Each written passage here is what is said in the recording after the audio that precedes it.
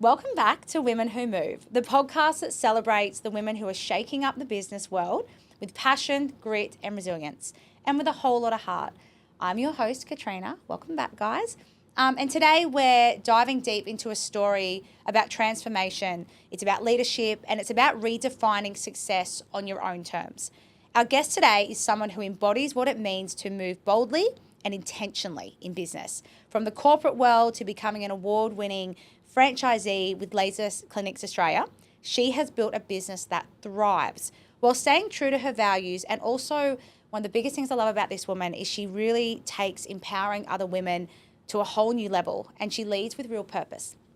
Under her leadership, her clinic was named Franchisee of the Year in 2021, and in 2022, her clinic manager was awarded Manager of the Year.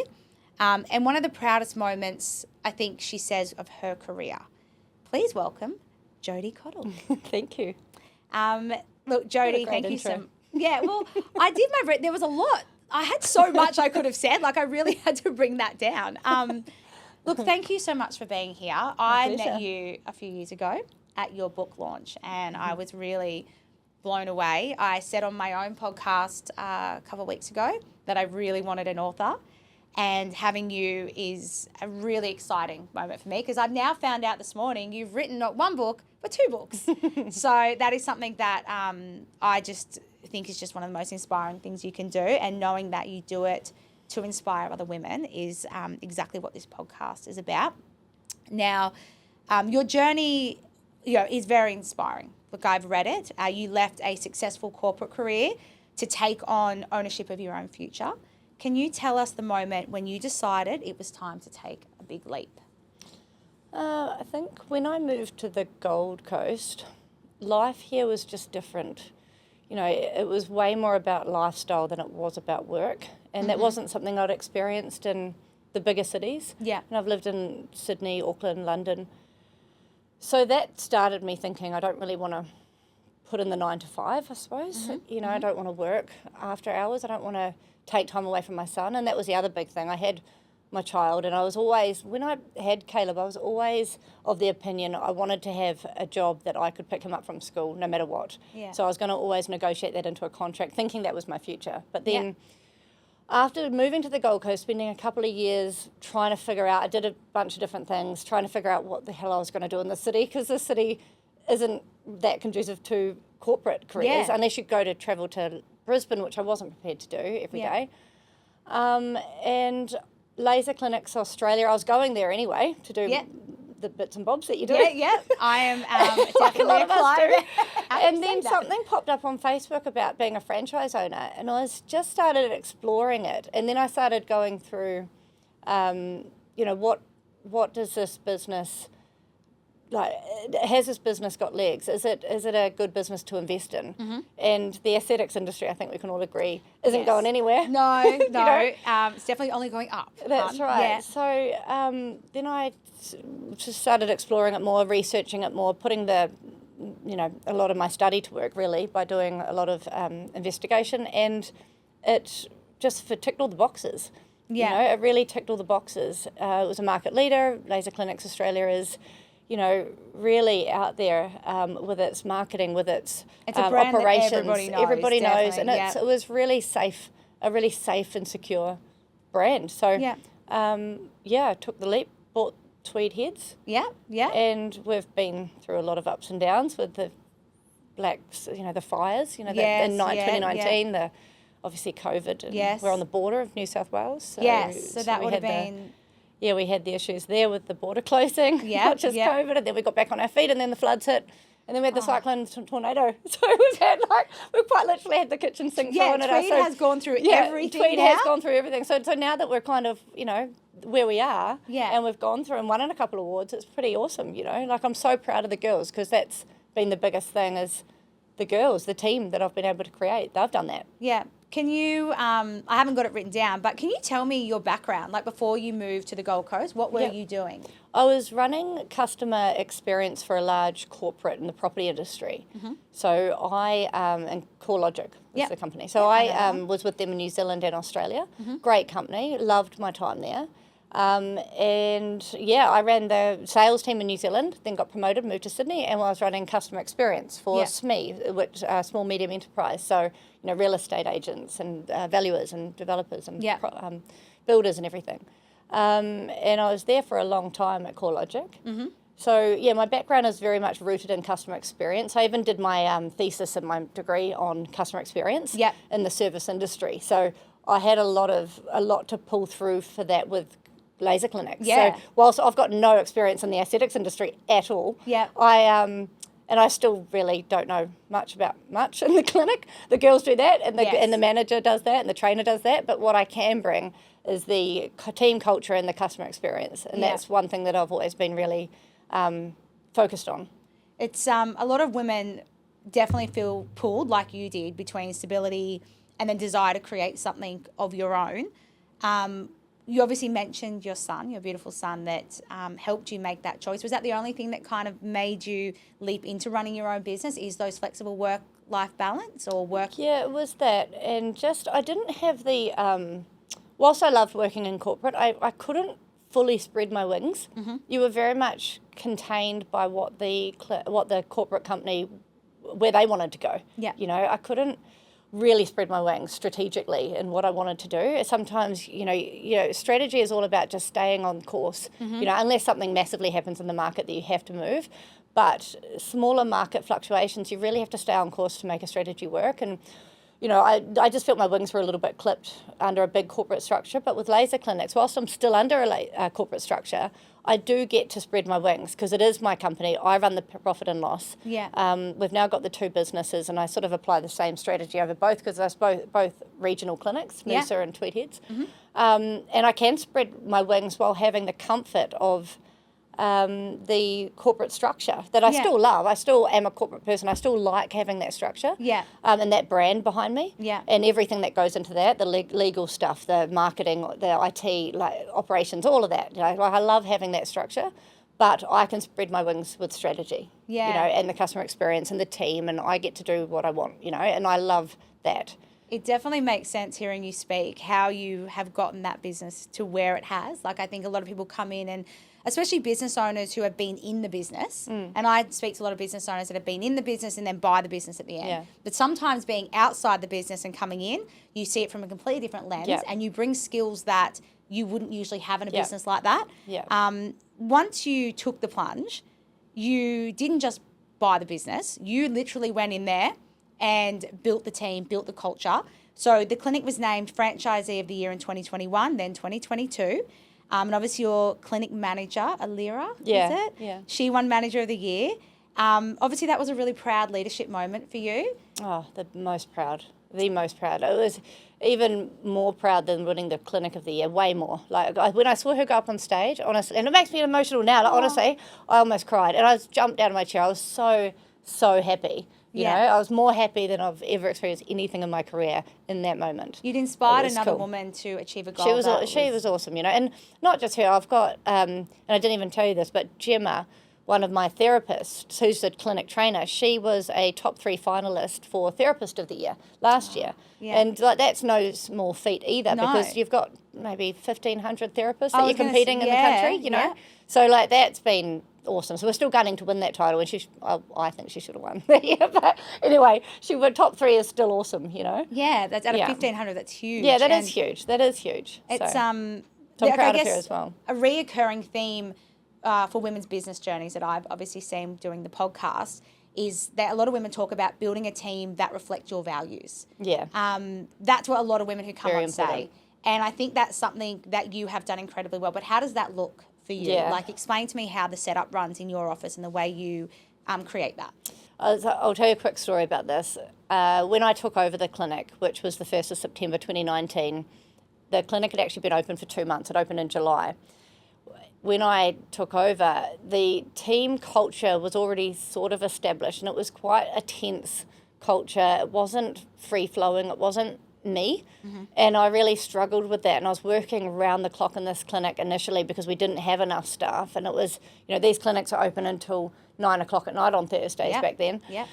So I was ingrained in the clinic, but feeling a sense of dread almost when I'd go down there because it wasn't it wasn't embodying who I was at all yet. Yeah. You know, I'd only just took over and I was still learning all the whole aesthetics industry and learning how to run a retail business as well as an aesthetics business. It was just quite a tricky time. Yeah. I came home one night, it was like 10 o'clock, 10:30 or something, talked to Jeremy and just said, look, I can't keep doing this. I'm working like literally every day in the clinic, Monday to Sunday.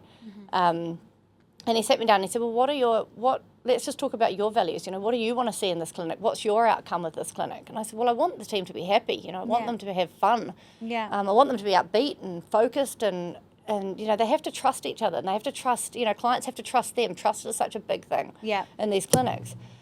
So we wrote that down, and then every meeting we had, every huddle we had, we would basically talk about these 6 values. Yeah. And it just became such a ingrained cultural thing in the clinic.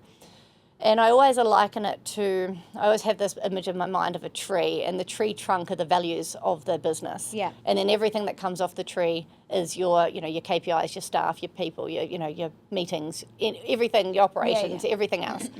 And that tree trunk for so long, for 3 years or so, was me and me embodying those values. And then little by little, I'd start employing people that matched those values, and they were drawn to me. That, you know, I was drawn to them, and I started replacing some of the staff and adding on to the staff that stayed. And all of a sudden we had the culture. Like, that tree trunk wasn't me anymore. That was the embodied values, which is your culture. That is what culture is. It's the values that we all live and breathe. I think that one thing that I really want you to, I guess the listeners to understand, is someone who runs a team of women. Yeah. Jodi, running a team of women, like my hat goes off to you, because like you have to be the one that really, you not walks alone, but you're someone who you have to be, what's the word when you say you have to see it to do it? Like, you have to go in there and set the example, but at the same time you have to bring everybody up with you. Yeah. As well as managing, like, women, I always say that, you know, I love a team of women. That's just, you know, obviously the podcast. But you do have to manage all aspects as well. Yeah. You know, you have to make sure they're always firing and happy. And I love when you say happy. Yeah. Because a lot of people don't put that in their core. And fun. No, like happy, fun, trust with other women, knowing that you can lean on each other. Yeah. I love that you have said that out loud, because that's one thing that I haven't heard yet, is that a woman really kind of owning the fact that if we're happy and we're vibing and we're getting along, we can move mountains. Yeah. But it is very easy. On the flip side of that, you talk about having a culture that maybe isn't in line with what you wanted. That's very easy also to have in a team full of women. Yeah, very much so, yeah. So, massive hats off to you for that. Now, one thing I really want to bring up is you've also written a book. Yes. Which I was very lucky to go to your launch, and I have read it. The Pocket MBA, A Woman's Playbook for Succeeding in Business. Mate, that title alone lets you tell this is more than a business book. It is right here. Yeah. What inspired you to write it? I just had something to say, basically. I know how you feel. Because I have done a master's degree in business. I have done so many leadership training. Some of it is so convoluted and just fluff, you know. And I had this methodology that I'd worked on my whole career, little by little, which I didn't know I was building a methodology at that time. I was just using models and frameworks, mostly deep-rooted in neuroscience, academic neuroscience frameworks. And I just started adding to it with different frameworks, and I added my own framework, like a leadership, like the different leadership hats that you must wear to run a team successfully. You know, I had all these different sort of ingredients that I put in this pot, I guess, and then it became this methodology that I could really put on paper in black and white. And I just had this message that I thought was useful to get out to people, whether they want to pick it up or not. But my biggest purpose with writing this book, honestly, was I've been in so many teams that aren't happy and fun and trusting and all the rest of it. And we spend way too much bloody time at work to not have fun and be happy above everything else. Yeah. You know, so that's really was the purpose, is just to create happier workplaces out there from a woman's perspective. You know, adding in some frameworks and, you know, systems that work that do work, because For every women team, as well, though, 'cause it's for not women always as well, the but same. even men, it doesn't really matter. These are just frameworks that you can grab, cookie cutter approach, because it's neuroscience, not psychology. Yeah. You can actually take a cookie cutter approach and just apply it to any team. And every time that I've done this over the years and applied these frameworks, I've had the same result. Yeah. The exact same result, because I have followed it to the letter. Yeah. You know, and consistently.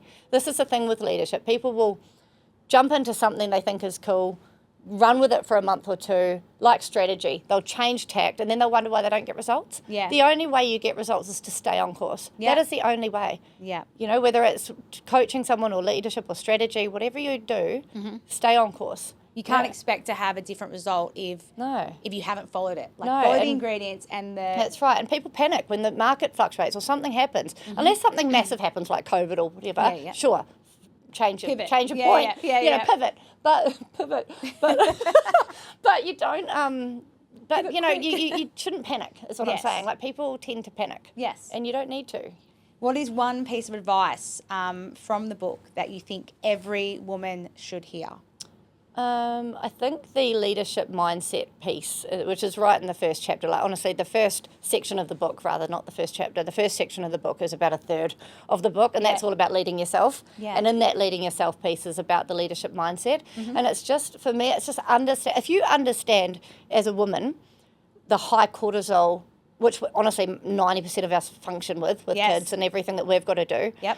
If you understand what that's actually doing, if you really truly understand, and that's in the leadership mindset bit, it will give you some motivation to pivot a little bit, and just having that understanding of leadership mindset, which is understand that cortisol piece, having your values set up, where are you going to go, what's important to you. Yes. That's probably the most vital thing out of the book, because that sets the stage. Right? That sets you to where you're going. I definitely got from it is just understanding your strengths. Yeah. I like that it definitely gets you to look inward first. To have a look at where you stand first before you start going out there. That's right. Yeah, to set up frameworks, to there's a lot of writing down, like just understanding where you are in your space. Exercises, Yeah. Because you've got the leading yourself as the first section, about a third of the book. Then it's leading your people. Yeah. Then it's leading your customer. Then it's leading your business. Yeah. And it's no mistake, you know, that's in that order. Yes, I think you need to, it's I think understanding the way you work and your strengths and understanding what you can bring to the table. Yeah. Because I think as well that comes to your self-esteem as well. Like That's right. You need to, you can't lead everybody else if you're not true to yourself. And you'll be surprised as well, the minute that you start, if you've got a bad culture at the moment, the minute you start doing that inward focus, get your values sorted, and you will be surprised how quickly people either leave because that you've got in your team because they don't align to those values when you start really being vocal about them. Yep. And the right people will leave and the right people will come in. Yeah. And once those right people come in and you are all rowing the same direction, you're unstoppable. Yeah. You know, you're absolutely unstoppable. And it's so much more fun when you're working with people that share the same values, you know. It's easier to work, isn't it, when you enjoy and love the people you're around, definitely. And respect them, Yes. Now, running a business, mate, it can be all consuming, everything. Yeah. How do you balance being an incredible mum, being a business owner? You're a great friend, you know, daughter. How do you do all that and be a leader in your industry? Initially, there was no balance, to be honest. Like, I was all in for a couple of years to build the right team. And once I had that sorted, now I'm just quite disciplined with my time. So, you know, I have a certain amount of time in the day that I will do some work. That's usually school hours while Caleb's at school. And then from 3 o'clock or 3:30, I'm out of action until, well, for the afternoon, really, because then I'm cooking, you know, then I'm doing stuff with Caleb or I'm cooking dinner or whatever. But that's my time with my family after 3. But before that, you know, but I often go down to the clinic early, and I'll have that time in the clinic on the Thursday, Friday, I might be in the clinic. Yeah. So I'm just, like, I'm disciplined with the days that I'm there, the times that I'm putting myself into work, and I stick to that.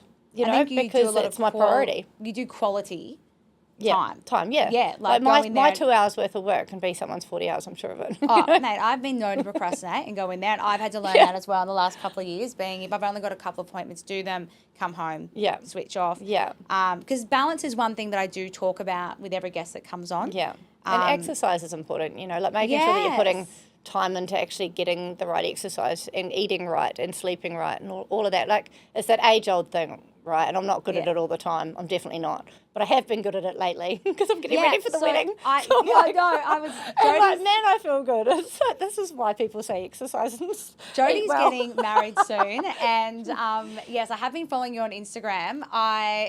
What's the Pilates that you do? Strong Pilates. Oh it's so God. good. So with Strong Pilates, it's 45 minutes and it's low impact, high intensity. And they do like weights and they have a bike or a rower attached to it.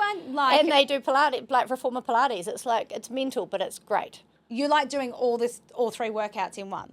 Yeah, it's 45. Yeah, it's all of that. Multitasking, I don't have time to do all 3. I was going to do like a bit of F45, bit of Pilates. All of that. And spin class, it's all in one. Oh my goodness. It's awesome. It's really good. It gets results big time. Yes, I do see that. And you also, the people don't know, you've also been doing an insane renovation. Oh, yeah. On your house, which I've also been almost following at as well. Almost at the end, thank God. Are you excited? Are you like, look at how far it's come? Like, yeah, it's that's honestly... all Jeremy more. So he's done a great job. It's so tedious. The jobs that go into it, you know, the little tasks. He's been amazing, and we're almost there. Yes. Almost there. And we're almost building, he's moving on to building my horse stables. Oh my God. I'm going to get a horse as well. Is that a goal that you've got? Yeah. Is to have a horse? I used to ride in New Zealand, but I haven't been able to do it here. I always worry it's too hot in Australia, but I am going to do it. So towards the end of the year, we'll get a horse. So we're just preparing. The new baby, the horse. Yeah.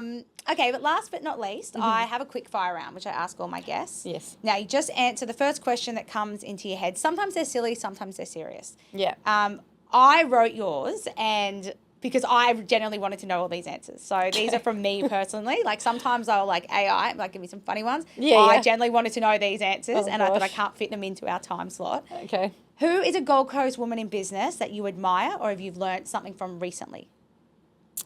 I actually, interestingly, learnt something from my 2 team leaders in Tweed Heads, Courtney and Alana. Okay, tell me, what did you learn? Okay, that was, interestingly, my 2 team leaders, Courtney and Alana. We were just having one of our regular weekly meetings the other day, and I've been doing rosters the same antiquated way for the last 6 years. Yeah. On an Excel spreadsheet, I just like to have the visual. Yeah. Anyway, they came to me in the meeting, and they're like, we want to take this over. And they showed me like the system. They'd already worked out how to put it into the system. Yeah. And like I was just, you never stop learning. And I was like dumbfounded because they'd worked something out that I haven't really looked at for the last 6 years. The system's always been there. I've just chosen not to use it. You know, not to learn it. But they just taught me about it, and I was like, that's brilliant. Well done. I love as an owner and as a leader that you still are learning from your staff and growing with your staff. Great. They're very smart girls. To pivot though, what's a product or treatment you are most excited about in 2026 and why? There's something called Profilo Structurer, which is, for all of us, we've probably all been doing Botox. We do it in the upper face. But Profilo Structurer is not a filler, but it's kind of like a Botox for the rest of the face. It just keeps everything paused, and smooth, and it fills in all the gaps. And but it's not a filler. It's a great product called Profilo Structurer. I highly recommend. Book me in. Yeah, it's awesome. I'll come to I'm excited about that. Okay. What is number one beauty tip that you would share with our listeners that you wish you knew sooner? Just to use a good cleanser. Okay. Just a great cleanser. Gentle Cleanser from Skinstitute is the brand that I highly recommend, obviously, because it's from Laser Clinics. I use it too, so don't worry. It's wicked. It is so good. It gets everything off. And using a good cleanser is like the one beauty tip I would recommend. Yes. What am I got? I've got the glycolic scrub, once a week. That's good. Only once a week. I've got that one. That's great too. I used all the Skinstitute stuff. Yeah, it's so good, It's so good for value. I even like the money. vitamin C powder as well. I use that. Now I've upgraded to something else. Oh, the Skinstitute Expert range I've just started using. And again, after 6 years, the girls just told me the other day in Noosa, they were like, oh, you should be using this niacinamide serum. Use this one, not the other one. I'm like, what? I've been using the same ones that I use for the six years. And then they all of a sudden are like, no, you should be using this one. Yeah, and I never go into the Expert range because it's really fancy. But it's like the fancy range. I'm going to go and sell me. But it's an awesome one. So use that. Now, something that people would be surprised to know about you. I've got a couple. A real homebody. And I actually am quite an introvert, I think, personally. And I have a 75-kilogram dog. He's a mastiff called Brick. And I have 1 kidney, born with one. It's grown to the size of 2. Don't worry, I'm healthy, I'm fine. I was like, is there a story? Have we But I given do up have a son in case I need another kidney. He's got two. He's got two. He's healthy. He'll be fine. What do you do to unwind after a busy day, babe? I've been lately doing the 4:30 p.m. Pilates class, and that's been actually really, really good. Or I just blob out and watch TV. Sometimes I'm just knackered, you know. Or hang out with Caleb doing whatever we're doing. I will admit, the night times Pilates, Holly would test this. I've been doing this 5:30 Pilates class, and it's good. Yeah, I've always worked out in the morning, but Pilates in the evening, I sleep so much better. It's actually been quite good. Yeah, I've been enjoying it. Same 5:30 Pilates class or 6:30 Pilates class, and I love it because I've just started that and I've been a bit like, oh, is this normal? Yeah, I feel like it turns my brain off. Yeah, I like it. I do a mixture during the week now of the Pilates class or just hanging out with Caleb or just blobbing out watching TV if everyone's doing their own thing, you know. I love that. I'm still fighting with the TV over the daughters, so I'll get there. One habit that's helped you the most in business. Putting my team first, always. Love that. Always put my staff first. Yeah. Yeah, but that whole servant leadership piece, you know, that is what enables you to build the trust with your team. Yeah. And being authentic. Yeah. What you see is what you get. I'm not one way with them. I'm not one way, you know, in front of my friends. Like what you see is what you get. Yeah, I can definitely agree with that. And that builds trust, right? Yes. What is a leadership myth that you would like to bust? That leaders are born, not made. I think leaders can be born, absolutely, but leadership is such a learned skill, and so it should be. You're taking care of other people's livelihoods. You know, it shouldn't be discounted. It should never be looked at as insignificant, because it is very significant.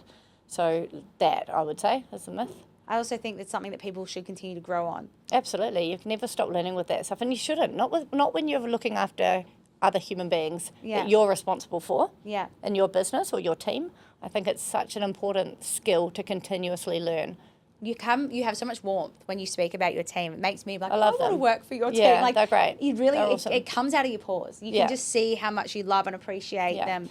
But that's not to say, like, if you do make a decision where you get the wrong person in, you know, and you can see that it's the wrong person in, and there's some toxicity creeping through, you must act quickly. Yeah. You must act quickly. You must get them out straight away. Don't carry on. Yeah. You know, it's just not worth it. And what's next for Jodie?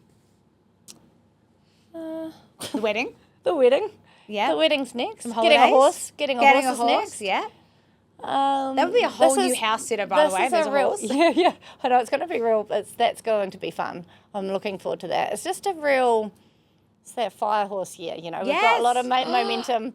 I've got a lot of momentum this year, and I think, like, the businesses, we've got a lot of focus, and we've got the right team. Because you've got two really happy now. Yeah. When did you open Noosa? Well, Noosa was already open. We took it over in May last year, so we've owned it almost a year, so it's still pretty new. Wow. Yeah. But I also do commercial business and asset finance as well as a consulting role. Yeah. So I do that bit of that work and leadership coaching, and I just think there's quite a lot on the horizon with those two roles, as well as the businesses, as well as personal stuff. It's just a real momentum year this year. Yes, you know? I couldn't agree. It's going to be a lot of fun. Couldn't agree more. I was told this morning not to wash my hair. Because it's the first year of the fire horse. Is that what you're supposed to do? Oh, there's so many going around. I just picked like 3 or 4. And was like, I washed my hair yesterday, so it's fine. Cool, good to know. I'm not to wash my hair today. No, don't. There was so many things, and I thought, I'll pick 2 or 3. I'm definitely in the same headspace. Yeah, like awesome. The snake is gone. Fire horse. It's a really big year for my year of birth and my star sign, and there's a whole lot of things. So you're right there with it. Yeah. I've never been this woo-woo before. No, neither am I. My algorithm is coming for me. But this whole, like, last year, like, they talk about the way that, you're shredding your skin with the snake and stuff. Yes. I swear last year was tough. It was a tough year, It was like just lots of building blocks. You'd put 2 up and then one would fall down, and put 2 up and one would fall down. That's what it felt like. You were just kind of chasing your tail a little bit of progress, but it was tough. Whereas this year it feels literally like I've shed the skin and like we're on. There's it's awesome. It's a great feeling. Actually. I've been looking forward to today because we obviously will launch 17th. We'll launch this later on. So for those who are listening, we recorded it on the day of Fire Horse. So I'm excited for where this will be with us in maybe a year. I'll have you back on and I'll be like, hey, what happened? Because it's definitely an important day, and I have been looking forward to it. And it did make me think when I started the beginning of the year. I didn't feel like things were going. No, they weren't going wrong, but I just felt like, when you start a new year, it didn't feel like the I start of a felt new the year same. in January. Yeah, I agree. This It's a bit sluggish. Yeah. Whereas this week, I'm like, it's coming. Same. Yeah, Same. Same. I feel the mate, same who way. are we now? I know. I feel the same. I had an iron infusion for the first time. Well, like last week. They double hit me because I was severely anemic. It turns out I didn't know. Yep. And I think it's just kicked in. Like, 'cause it was on Wednesday that I had it, and it's almost been a week. And I had a real bad migraine the first weekend last weekend. Yeah. But now I'm feeling like you're I'm coming back. Superwoman. I had them with awesome. I had them with both of my daughters, and I almost would look forward to it. I was like, how's my iron? How's my iron? I'm ready. It was I so think, low. Oh, look, I think for women as well, we have to watch out with stuff like that. Oh, you do. You don't realise how lethargic or lower energy you were until you have energy again. Just because of how much we do, and we do so many different things. Far out. Mental. Look, thank you so much for sharing your journey, and look, thank you for being so open as well. My pleasure. You are genuinely proof that women who can build a successful business without sacrificing who they actually are, your leadership is infectious. You are strong, you are compassionate. Like, even just sitting with you today, I've got goosebumps a couple of times just hearing you talk about your team and your love for them, and how passionate you are about bringing other women up with you. I think that's a 100%. Really big difference. To our listeners, guys, if this episode resonated with you, would you please share it with another woman who needs to hear it? If you need to, follow Jodi on Instagram or follow any of her clinics. She's definitely someone that I enjoy watching. As always, guys, keep moving, and your story matters. Thank you.